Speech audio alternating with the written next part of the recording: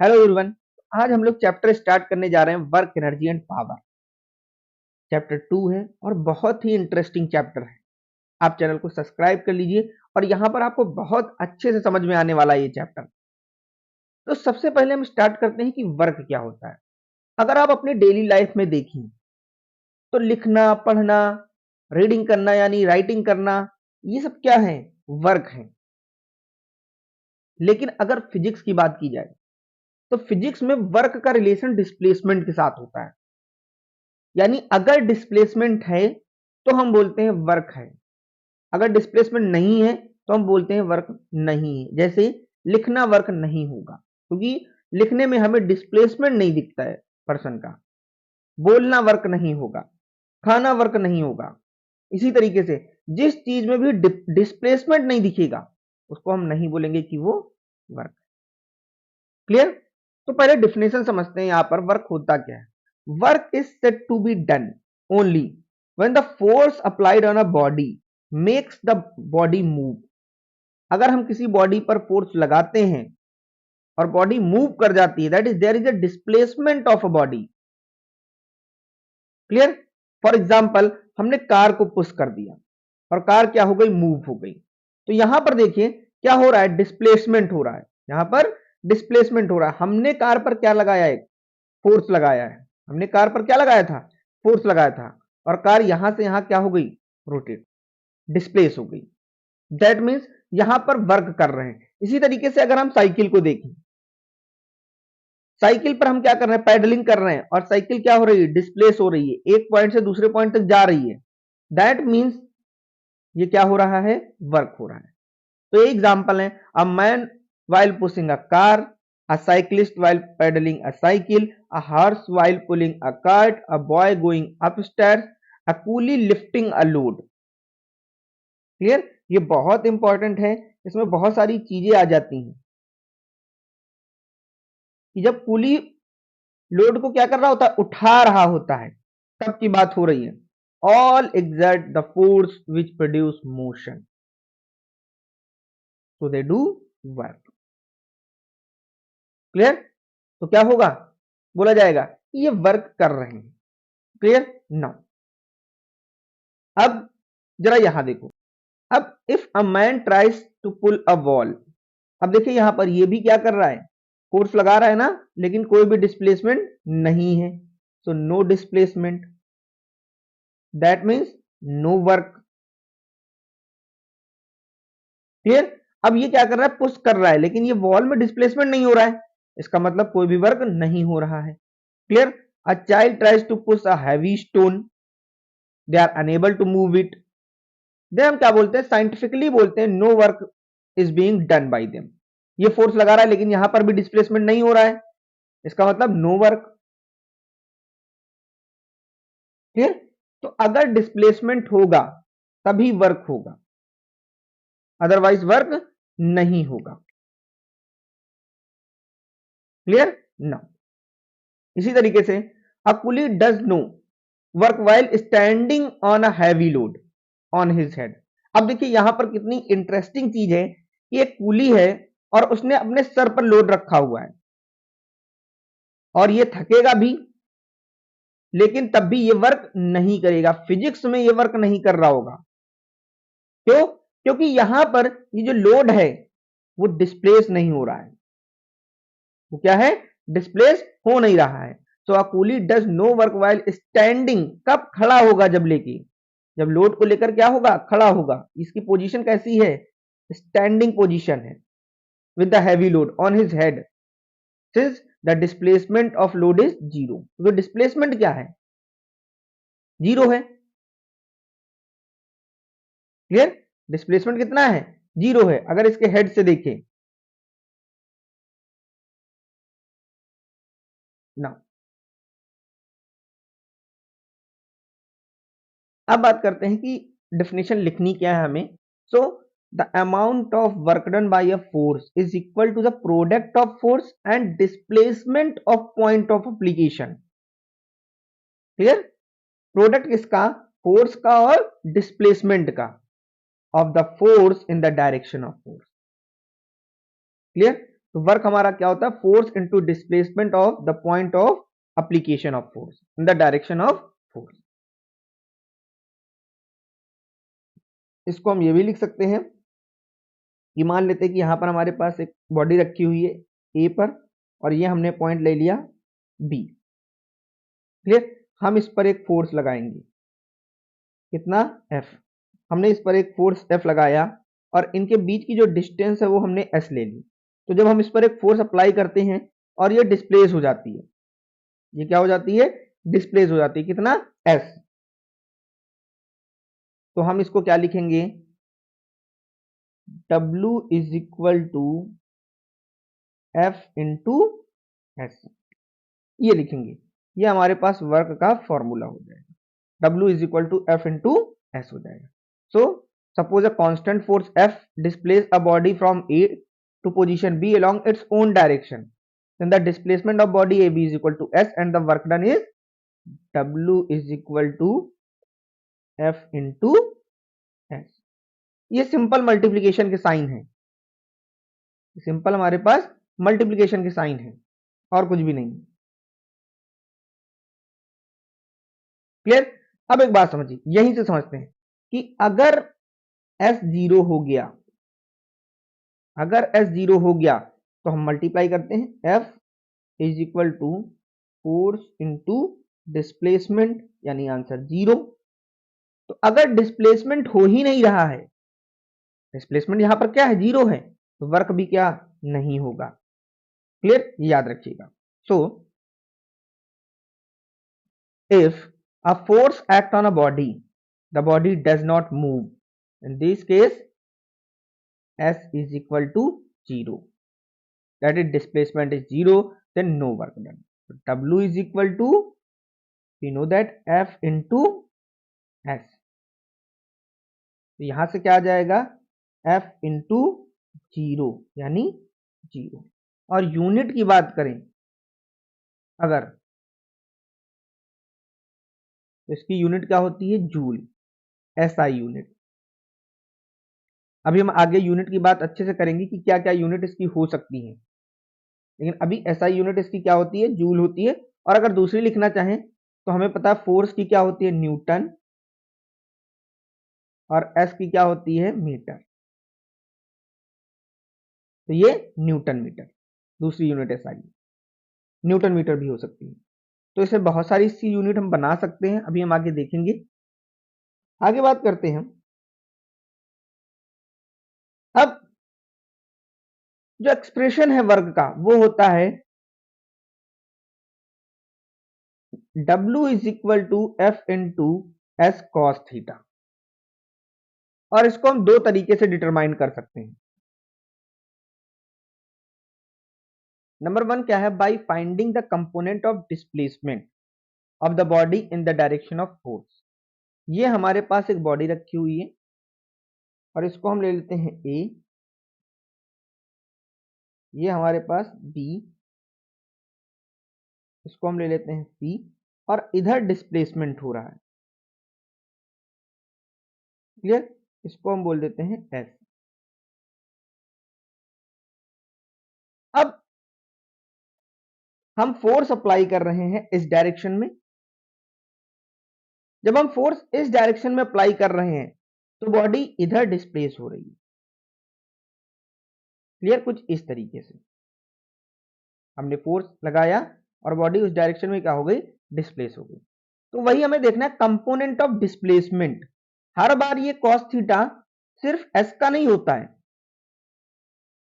तो पहले component of displacement हम देते हैं और मान लेते हैं कि जो इंक्लाइनेशन है वो थीटा एंगल पर है। तो कितने एंगल पर है, थीटा एंगल पर है। क्लियर?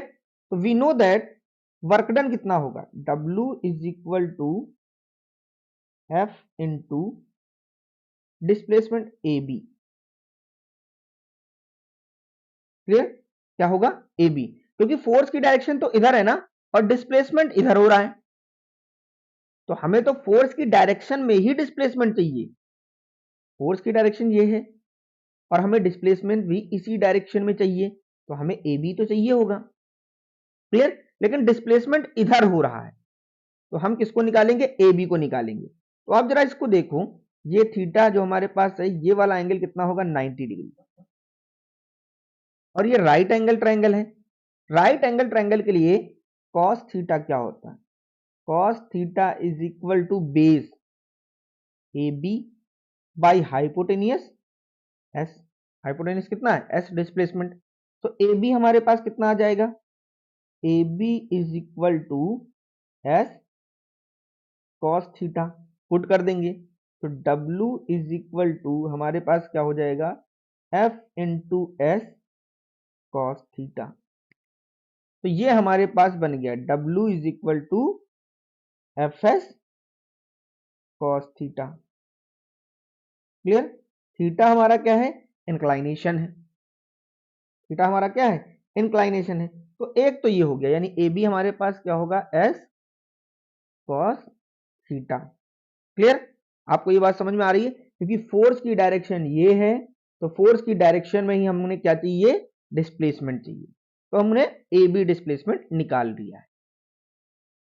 सेकंड क्या है, सेकंड है by finding the component of force. आप किसकी बात करने जा रहे हैं, कंपोनेंट ऑफ फोर्स की। तो फिर से हम सब कुछ वही लेते हैं। यहां पर हमारे पास ए है, ये बी है, ये 90 डिग्री है, ये सी है, इंक्लाइनेशन हमने थीटा ले रखा है। क्लियर।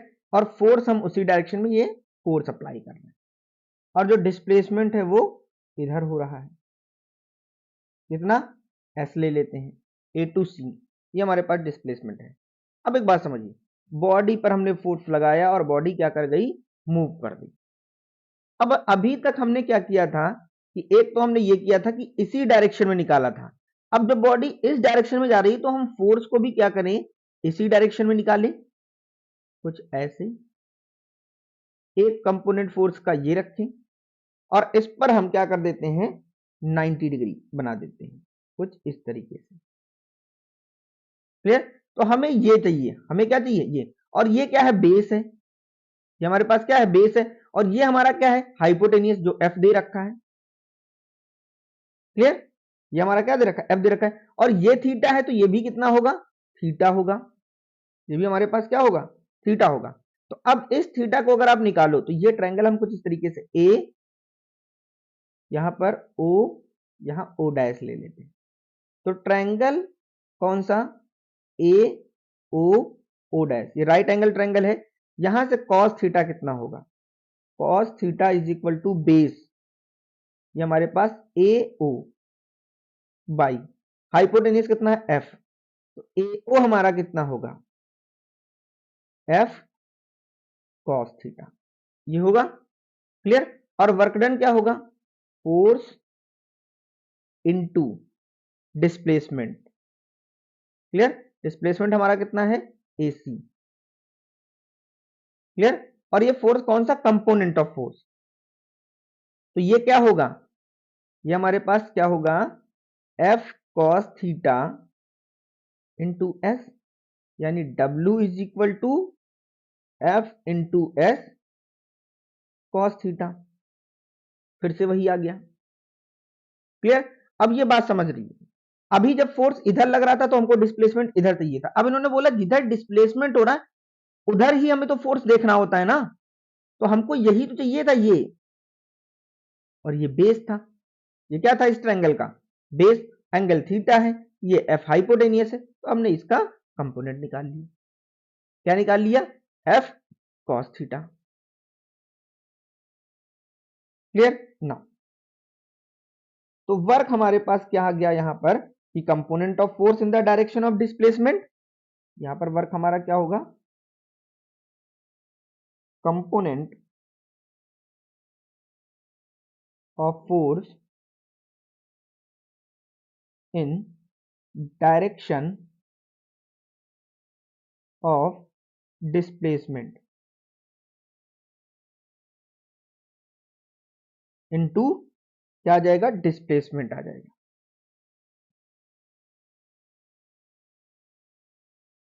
क्लियर, ये आ जाएगा। अब यहां से ये क्लियर हो गया कि तीन चीजों पर वर्क डिपेंड करता है। नंबर वन, फोर्स, या मैग्नीट्यूड ऑफ फोर्स आप लिखोगे, magnitude of force. Number 2 displacement,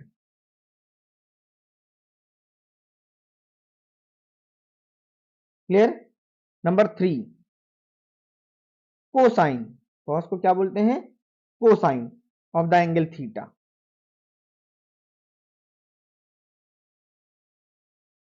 angle theta, clear, between the direction of force and displacement लिख सकते हैं ये, between the direction of force and displacement, clear. अब W is equal to F into S cos theta. Force कैसी quantity है, vector. Displacement कैसी quantity है, vector. लेकिन वर्क कैसी क्वांटिटी है, स्केलर। वर्क कैसी क्वांटिटी है, स्केलर क्वांटिटी है, ये ध्यान रखिएगा। वर्क हमारे पास कैसी क्वांटिटी है, स्केलर क्वांटिटी है।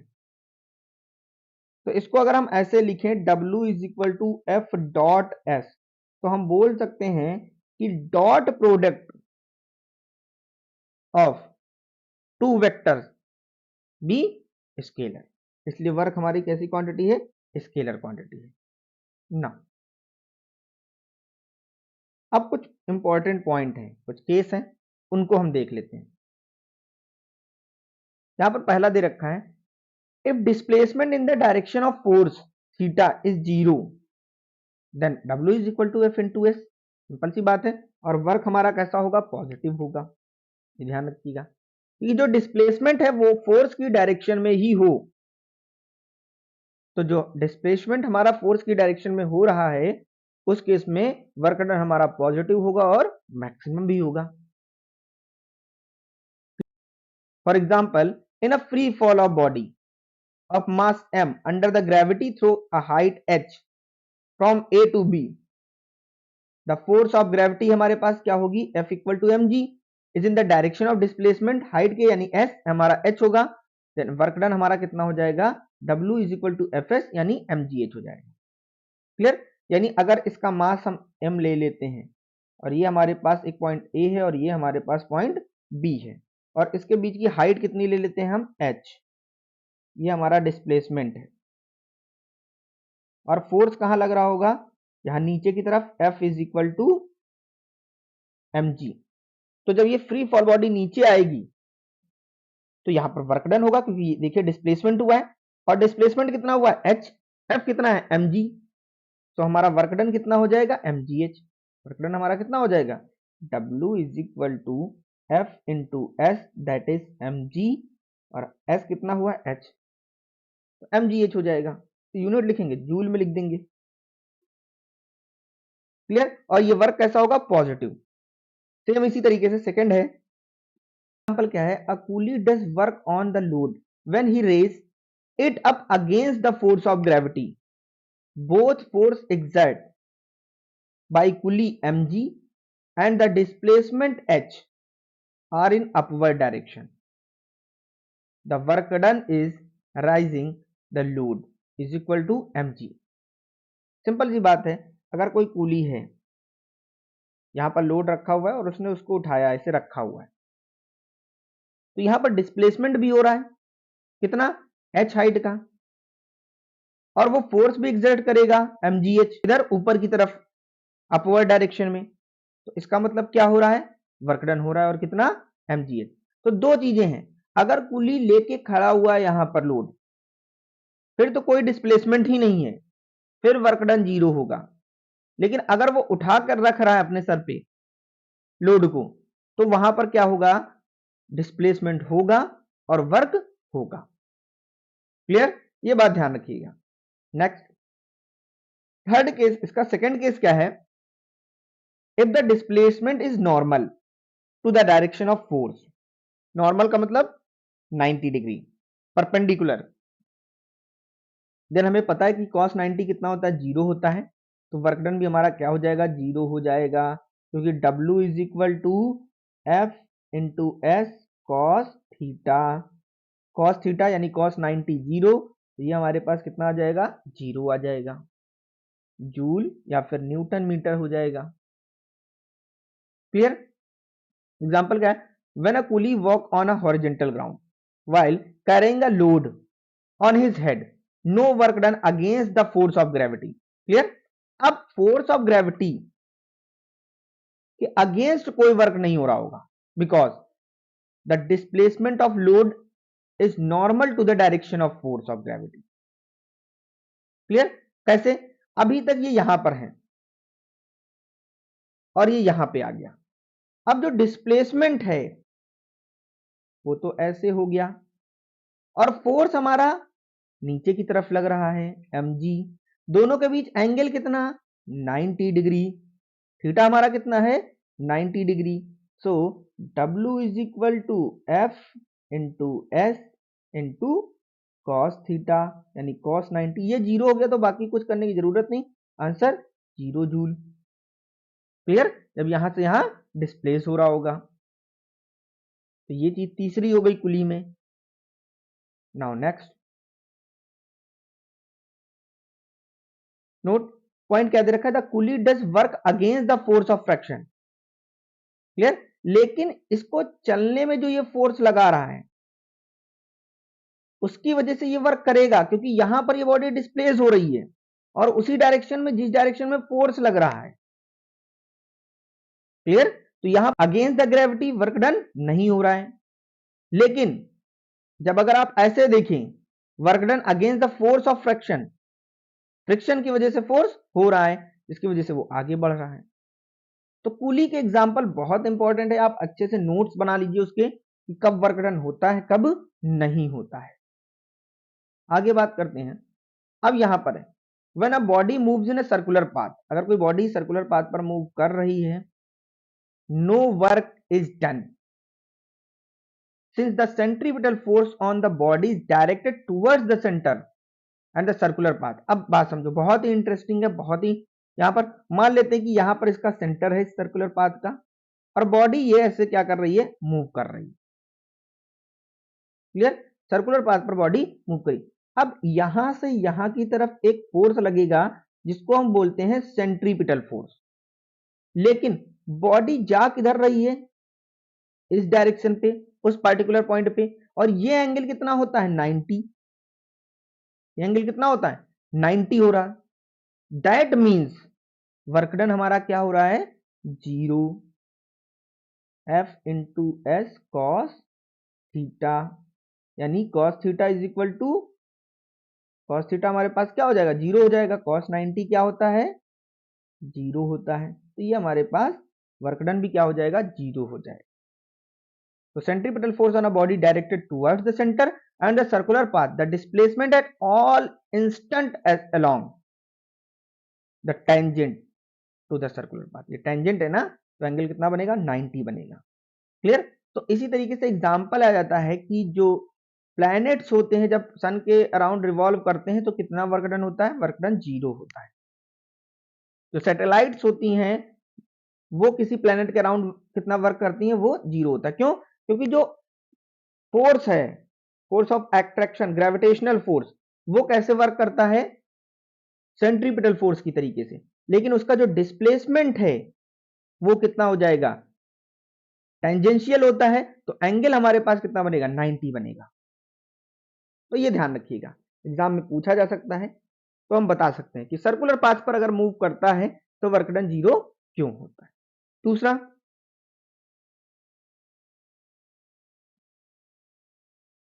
सेकेंड थिंग, अगर ये एक सर्कल कंप्लीट कर लेता है तब भी वर्क डन क्या होगा, जीरो, क्योंकि उस केस में डिस्प्लेसमेंट क्या होगा, जीरो।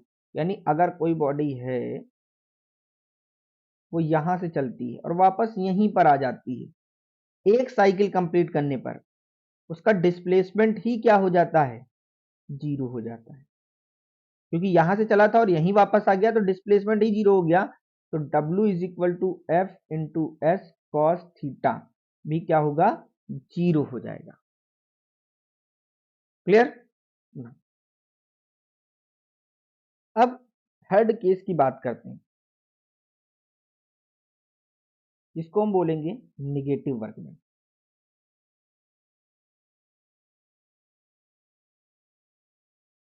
निगेटिव वर्क डन क्या होगा? तो फॉर्मूले से पहले समझ लेते हैं कि F into S cos theta ये हमारा वर्क डन है। अगर हम थीटा को 180 पुट कर दें, कितना पुट करें? 180, थीटा इज इक्वल टू 180, तो इसकी वैल्यू हमारे पास cos 180 degree is equal to -1, तो W हमारे पास है वो क्या हो जाएगा? -FS। क्लियर? ये हमारे पास आ गया, और ये हमारा क्या है? निगेटिव वर्क डन है।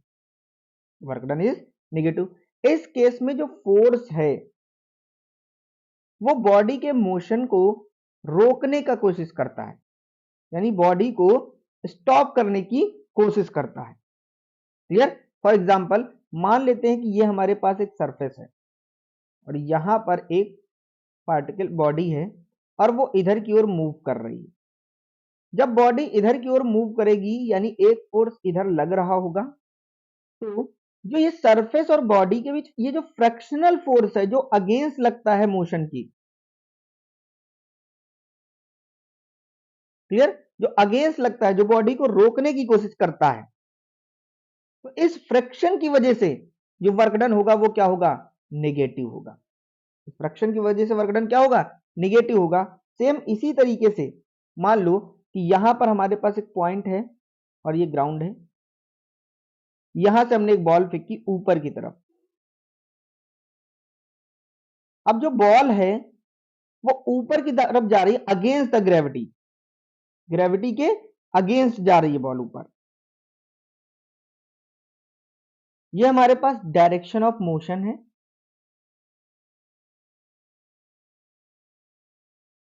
और जो बॉडी है मान लो यहां पर होगी या यहां पर होगी, उसका वेट कहां काम करेगा? नीचे की तरफ। F is equal to mg, weight कहां काम करेगा? नीचे की तरफ। हाइट मान लेते हैं इसकी h है, तो जो वर्क डन होगा वो कैसा होगा? Negative, -mgh।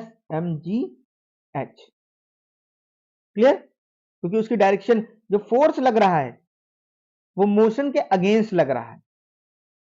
क्लियर? बॉडी जिस डायरेक्शन में मूव कर रही है उसके अगेंस्ट लग रहा है, यानी फोर्स हमारा क्या है? यहां पर नीचे की तरफ लग रहा है और बॉडी ऊपर की तरफ जा रही है, तो वर्क डन क्या हो जाएगा? नेगेटिव हो जाएगा। ये बात ध्यान रखिएगा। अब हम बात करते हैं यूनिट ऑफ वर्क की। तो पहले फॉर्मूले से ही हम समझ जाते हैं कि W is equal to F into S, यानी एक तो न्यूटन मीटर और दूसरी यूनिट क्या थी? जूल। दूसरी यूनिट क्या थी? जूल थी। दोनों ही एसआई यूनिट है, दोनों ही हमारे पास कैसी यूनिट है? एसआई यूनिट है। क्लियर? तो 1 जूल, इसको जे से रिप्रेजेंट करते हैं, is equal to 1 newton metre. 1 newton metre, या फिर आप इसको ऐसे लिख सकते हैं कि W 1 जूल कब होगा? जब फोर्स 1 न्यूटन का लग रहा होगा और डिस्प्लेसमेंट 1 मीटर का होगा। तो डिफाइन कर दें, 1 joule of work is said to be done when a force of 1 Newton displaces a body through a distance of 1 meter in its own direction। अगर, यानी अगर किसी बॉडी पर 1 न्यूटन का फोर्स लगाएं तो उसका डिस्प्लेसमेंट 1 मीटर ही हो, तो हम क्या बोलते हैं? जो वर्क डन होगा वो 1 जूल होगा। क्लियर? तो और बड़ी बड़ी इसकी यूनिट हो जाती है, जैसे हम जूल को क्या लिख सकते हैं? किलो जूल लिख सकते हैं, को बोलते हैं किलो जूल, स्मॉल के और कैपिटल जे। मेगा जूल लिख सकते हैं, गीगा जूल लिख सकते हैं। अगर 1 किलो जूल की बात करें, 1 किलो जूल तो कितना होगा? 10⁻³ यानी 1000 होता है ना, तो इसको हम लिख सकते हैं 10⁻³ जूल। क्लियर? मेगा में 10⁻6 जूल हो जाता है, ये ध्यान रखिएगा। अगर गीगा जूल की बात करें तो 10⁹ हो जाएगा। और दूसरी यूनिट होती है सीजीएस। क्लियर? सीजीएस में इसकी यूनिट क्या होगी? अर्ग। सीजीएस में यूनिट क्या होती है? अर्ग होती है, वर्क की यूनिट। अब कैसे निकालेंगे? 1 अर्ग किसके इक्वल होगा? हम यहां पर न्यूटन की जगह क्या यूज करेंगे? डाइन। तो 1 डाइन। और मीटर की जगह क्या यूज करेंगे? सेंटीमीटर। 1 सेंटीमीटर। तो अर्ग की डेफिनेशन क्या हो जाती है? 1 अर्ग of a work is said to be done when a force of 1 dyne displaces a body through a distance of 1 centimeter in its own direction। Newton से डाइन और मीटर से सेंटीमीटर। क्लियर? ये बन जाता है। और अगर जूल और अर्ग के बीच रिलेशन देखें तो we know that 1 joule is equal to 1 newton into 1 metre. यही होता है। क्लियर? तो 1 joule is equal to 1 newton में कितने होते हैं? 10⁵ डाइन इंटू 1 मीटर में कितने होते हैं? 10⁵2 सेंटीमीटर। तो ये बन जाएगा 10⁷7 मल्टीप्लाई करने पे पावर ऐड हो जाएंगी, डाइन इंटू सेंटीमीटर। और डाइन सेंटीमीटर किसके इक्वल होता है? अर्ग के। तो यहां पर हमारे पास क्या आ जाएगा? 10⁷7 अर्ग। क्लियर? एक तो ये आ गया। दूसरी एक और चीज समझते हैं कि अगर हम W को देख रहे हैं यहां पर work done, we know that F is equal to हमारे पास MA भी होता है और S हमारा डिस्प्लेसमेंट होता है। और इसकी एक और यूनिट बना सकते हैं, मास को हम लिख सकते हैं केजी में। एक्सेलरेशन की यूनिट क्या होती है? Metre second power -2। क्लियर? और डिस्प्लेसमेंट की यूनिट क्या होती है? मीटर। तो हम इसको लिख सकते हैं KG metre square second power -2 work हो। तो इस तरीके से हम उसकी यूनिट भी बना सकते हैं। एमसीक्यू में कभी कभी पूछ लेते हैं कि किलोग्राम, मीटर और सेकेंड में उसकी यूनिट क्या होती है, तो हम इस तरीके से उसकी यूनिट बना लेते हैं। क्लियर? तो ये हमारे पास वर्क डन है। आप इसके नोट्स बनाइए, अच्छे से तैयार करिए और चैनल को सब्सक्राइब करिए। Thank you very much.